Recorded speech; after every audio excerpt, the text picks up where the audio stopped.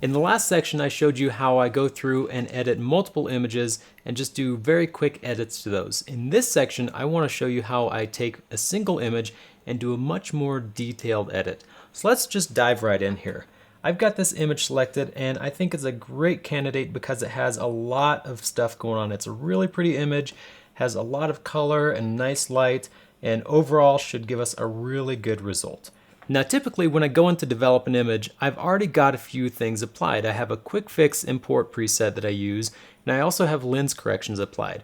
But since I didn't do that to this one yet, I'm going to show you how I do that. So over here I do have a little section with all these different presets that I've made for myself, and my quick fix preset is this just quick fix normal light. So I'm going to hit that, and you can see what happened is it went ahead and applied just a little bit of changes to these sliders over here. It changed this section and the tone curve. So once that's done, I'm going to scroll up to the top, go to my corrections, and this was, I'm pretty sure, let's hop back to the grid. This was shot with a 35mm lens. So I'm going to hop back into develop and apply my Nikon 35mm lens correction.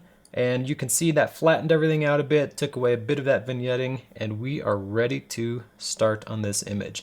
So the first thing I typically do is I check my exposure. And overall on this, I'm pretty happy with the exposure. I think it looks pretty solid. Their skin tones look great.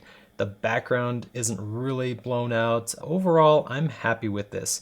If I check the highlights, I can see the only thing that's blown out currently is the lights in the back here, all this light coming through the trees, and just a little bit of the metal on his watch, which I don't think I can really do anything about.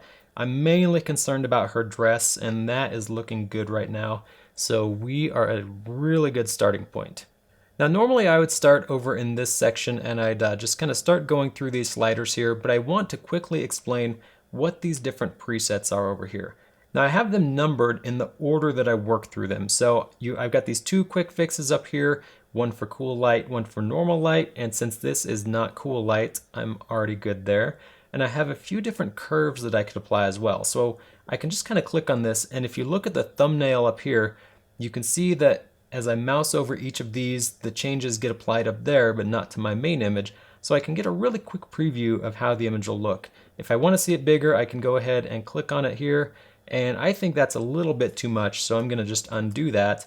And if that's too much, then I know medium will definitely be too much. So we're going to call it good on the curves here. Next I have some split toning, and I usually will save this until I have the image looking exactly how I want it, but I just kind of want to give you a quick demonstration. Each of these is a split tone preset that I've made, and they all do something different. So this one will make it a little more green and warm. You can see it didn't do too much there. This one will cool things down just a bit, and then I've got some that are just a little more extreme. So just so you kind of know what's over here. And then finally I have some hue, saturation, luminance adjustments, and I'm not going to touch those until we're further into the editing process. So right now, like I said, the exposure looks good. I might bump down the highlights just a bit to take care of her dress. It looks pretty bright, and if you look at the numbers up here under the histogram, you can see they're pretty high. Those are some high 90 values, so I want to get those just a little lower. So I'm going to recover a bit of the highlights. You can see that made a big difference. Shadows, I don't really need to recover too much. I might do a little bit just for this area around his face. And then let's just add a little more pop. If I bump up the whites a little and bump down the blacks a bit, you can see that just kind of added a little more contrast to this image overall. Now I don't want to mess with anything here in the present section. I rarely do. That's pretty much where I keep it at all times. And as far as the curve goes, I think it's pretty good. That's my quick fix curve, and I am pretty happy with that typically. I could go in and tweak it just a little bit. Maybe I'll bring up the lights just a bit, and if I click in here and use the arrow keys, I can just do it, change it one notch at a time. So let's do that, and maybe the same with the darks, bump it down a little, and that's looking pretty good to me. So now I'm going to go ahead and get back up here in the basic submodule, and I don't think I need to touch anything else here. I am really pretty happy with everything. So now I can come over here and start doing a little more artistic changes. So let's go through these split toning presets and see what those look like. So this first one here, this green warm, it kind of adds a little more color to the background, and might warm things up just a bit here, but that's a little too much for me, so I'm going to undo that. And let's just try the neutral warm. And I really think that looks pretty good. If I go down here and turn that off and on, you can see it's a really subtle difference. It's there, but it's not a huge difference, and that's how I like my split toning. I like it to be really subtle. Now let's move on to these two that I skipped the first time, this Hue Saturation Luminance. So that is this tab over here. And right now you can see everything is set to 0. But if I click on one of these, all these sliders get adjusted. So let's just turn this off and on, and you can see what kind of changes it actually makes to the image. You can see the trees and the background are getting a darker green, and their skin is changing just slightly. And the reason I do this is it really kind of like takes some of the red out of their skins and makes skin just look a little more smooth, not in a texture sense, but in a color sense. And in a scene like this, it really makes the greens look better, at least in my opinion. Now I do have this other one down here, and it's more, if I click on it, you can see what happens. It's not a huge difference, but it has more adjustments in the blues than the previous one did. You can see the previous one had 0 adjustments over here in the blues, and if I redo that and apply this HSL2, you can see I have changes made here. So that's when you have a blue sky that you really want to make just a little more dramatic. So I'm going to undo that, and we're going to stick with this HSL1. So that kind of takes you through my presets over here, and I can really quickly edit an image with just using a few clicks over here and a few clicks up here. But I'm not done with this yet. There's a few more things I want to do, and this is where I really enjoy the editing process.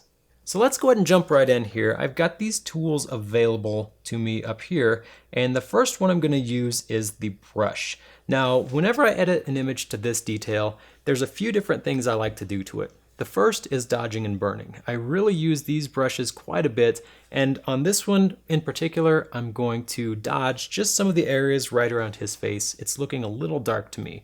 Now the other one is a brush that I made, and I apply it to hair, to jewelry, to clothing, and it just makes it pop a little bit more. Let's go ahead and start with some dodging. So if I go in here, I'm going to select my dodge brush, and I'm going to zoom in and just kind of dodge the shadowy area around his face, because her face is looking really good. There's lots of light on it. I just want to give his face a little bit more light, and I don't have to be too careful. I'm just kind of trying to lighten up a little bit there. So if I turn that brush off and on, you can see it had a fairly significant impact, and that's really all I wanted to do, is just brighten up that shadowy area. So I'm going to hit enter, and I can create a new brush, and that's going to be this hair and clothes brush. And you can see all it really is just a bit of clarity, but it's a good amount that I use every single time, so I don't have to figure out, is it too much, too little. And it's something I'll just brush onto her hair, onto her dress, and his suit as well. So I'll just kind of quickly go over that. It doesn't have to be too careful again. I'll turn on my mask and see any spots I've missed, and that's looking pretty good.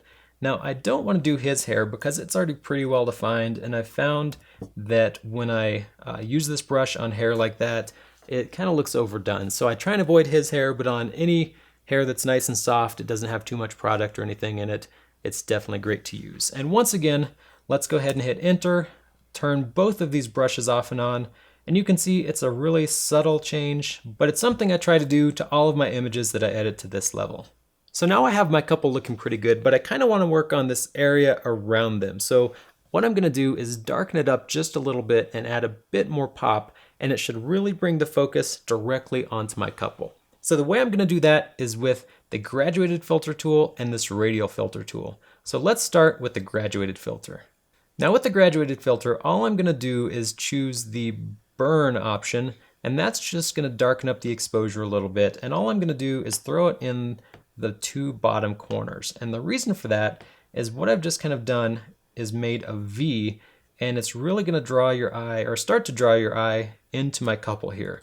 And if I turn it off and on, you can see it's a really subtle change, but it's basically kind of imitating shadows down here in the bottom of the forest. And I don't want to touch up here with all this sunlight. That's going to get touched in just a little bit with the radial filter. Now I find myself using the radial filter quite a bit. I really like using both it and the graduated filter, and they both kind of have their specific uses. So in this image where I want to affect a much bigger area, not just one side of the image, I find myself using the radial filter in place of the graduated filter, but in the grand scheme of things, they both pretty much do the same thing. So let me show you how this works. So I've got a preset that I made and I called it foliage. And what it is, it's a little bit of a dark exposure and just a touch of green. And so what I'm gonna do is drag it onto my couple here, and I wanna make sure they don't get impacted by it. So I'll turn on the mask, go over here to the brush and erase any that's getting anywhere on my couple because I don't want them turned green at all. So let's just get that erased off of there. Definitely off of her dress. We don't want green on the dress. And when I turn off that filter, or turn off the mask, what you'll see is a fairly green looking background. Now, in my opinion, this doesn't look fake. This doesn't look overdone. It looks a little bit more lush, but if I turn this off, you can see it definitely made a big difference to the overall look of the image. Now I could go in here and let me see if I select that again. I could go ahead and erase this off of some of these close tree trunks because I don't really want them looking too green. But these ones in the background, I'm not really going to worry about too much. They look pretty much natural.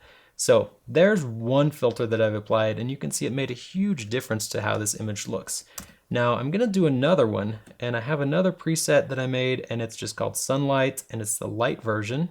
And what this does, it bumps up my temperature, it warms things up and brightens things up just a little bit, and I'm gonna put that up here.